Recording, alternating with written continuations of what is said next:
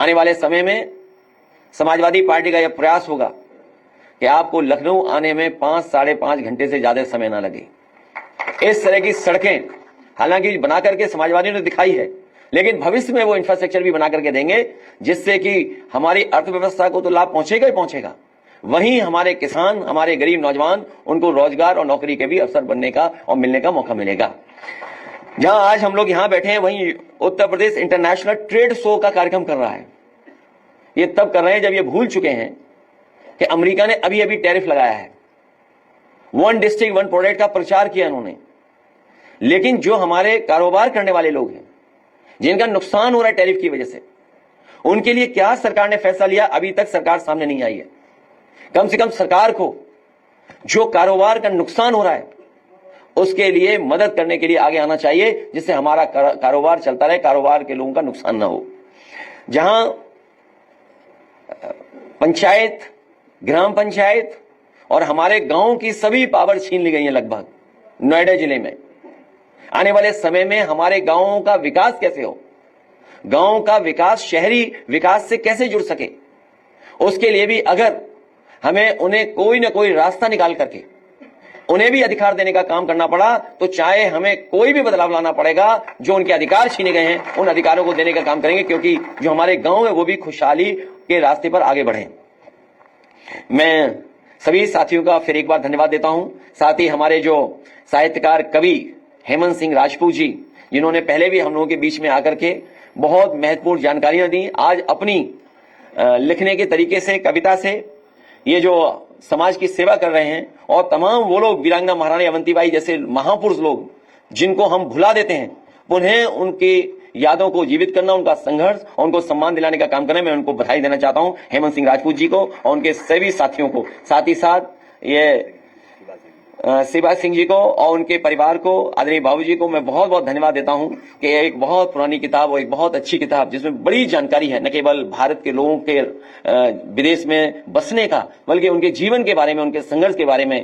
पहला गिरमठिया जो, हाँ, और सबसे महत्वपूर्ण बात है गांधी जी, उनकी जानकारी उनके बारे में। लेकिन वहीं उस समय नेताजी ने जो सहयोग किया, और यहां जितने भी साहित्यकार, हमारे पत्रकार साथी सब जानते होंगे कि अगर नेताजी के पास कभी कोई आ गया होगा और कभी उन्हें जरूरत महसूस की होगी कि इस तरह के काम से समाज की सेवा होगी, तो कभी भी नेताजी पीछे नहीं हटे। उस समय जो सहयोग किया है, मैं समझता हूं उस समय का जो हजारों का सहयोग है वो लाखों का रहा होगा। अगर हम आज उसकी वैल्यू देखें तो उसी का परिणाम यह है कि आज हमारे पास इतना बड़ा इतिहास हमारे हाथ में है। हमें उम्मीद है इसको लोग पढ़ेंगे और जानकारी हासिल करेंगे। मैं इनको भी बधाई देता हूं। वहीं हमारे बहुत जिम्मेदार पार्टी के संगठन के नेता और वाराणसी के बहुत ही पुराना सम्मानित परिवार, उनका साथी, समाजवादी संगठन का हमारा पदाधिकारी, जब भी वाराणसी में प्रधानमंत्री जी आते हैं या मुख्यमंत्री जी आते हैं, सबसे पहले पुलिस इन्हीं के घर भेज दी जाती है।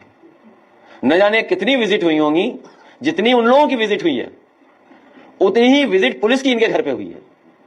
इन्हें सुरक्षा नहीं दी गई है, इन्हें सुरक्षित माहौल में बैठा दिया जाता है। और जो उनके सवाल है बहुत बुनियादी सवाल है कि जो सीवेज है, जो सीवेज ट्रीटमेंट प्लांट है, जो एनटीपीसी का प्लांट लग रहा है, उसकी वजह से बड़े पैमाने पे जो आबादी वहां पर रह रही है, उसके स्वास्थ्य को लेकर के गंभीर सवाल हैं जिनका जवाब सरकार के पास नहीं है। कोई प्लांट लगे, विकास हो, उसके खिलाफ हम नहीं है, लेकिन अगर आबादी के बीच में लग रहा है तो सोचिए वहां के रहने वाले लोगों के स्वास्थ्य की अगर चिंता नहीं होगी तो ऐसे विकास के साथ हम लोग कभी खड़े नहीं हो सकते। कि अगर स्वास्थ्य का नुकसान होगा, उनके शरीर का नुकसान होगा, तो हम सब मिलकर के उसका विरोध करेंगे। हमारी मांग है कि जो वहां पर sewage treatment plant, biomedical waste treatment plant, NTPC या अन्य संस्थानों के माध्यम से लग रहे हैं, कम से कम आज के समय के हिसाब से जो टेक्नोलॉजी है, जिस टेक्नोलॉजी के माध्यम से कोई भी पॉल्यूटेंट बाहर नहीं आ सकता, पॉल्यूशन नहीं हो सकता है, सरकार के पास पैसे की कमी नहीं है। सरकार खुद ही कह रही है कि हमारा बजट सरप्लस है। अभी कुछ दिन पहले हमने सुना कि सरकार ये कह रही है कि हमारा बजट सरप्लस है। पहली बार अगर बजट सरप्लस है तो हमारे वाराणसी और प्रधानमंत्री जी के क्षेत्र के लोग क्यों जान खोएं? क्योंकि अगर ये पॉल्यूशन नहीं रुकता है तो हो सकता है इनकी आंखें खराब हो जाएं, शरीर खराब हो जाए, कैंसर हो जाए। न केवल इनको फेस करना पड़ेगा, बल्कि आने वाली पीढ़ी जो है उसे भी फेस करना पड़ेगा। इसलिए हमारी मांग है कि अगर प्रधानमंत्री जी के क्षेत्र में इतना बड़ा कारखाना लगा है या इस तरह का पॉल्यूशन के खत्म करने के लिए प्लांट लग रहा है, तो वो पूरे मानक के साथ लगे, आज के समय के हिसाब से जो टेक्नोलॉजी है उसके हिसाब से लगे, तभी वहां के आसपास के लोगों का जीवन बचेगा, जीवन सुरक्षित होगा। केवल एक जगह नहीं, एनटीपीसी तो बहुत मुनाफे में होगा। हमारे सांसद लालजी वर्मा जी हैं, ये जानते होंगे, इनके क्षेत्र में लगाए कारखाना एनटीपीसी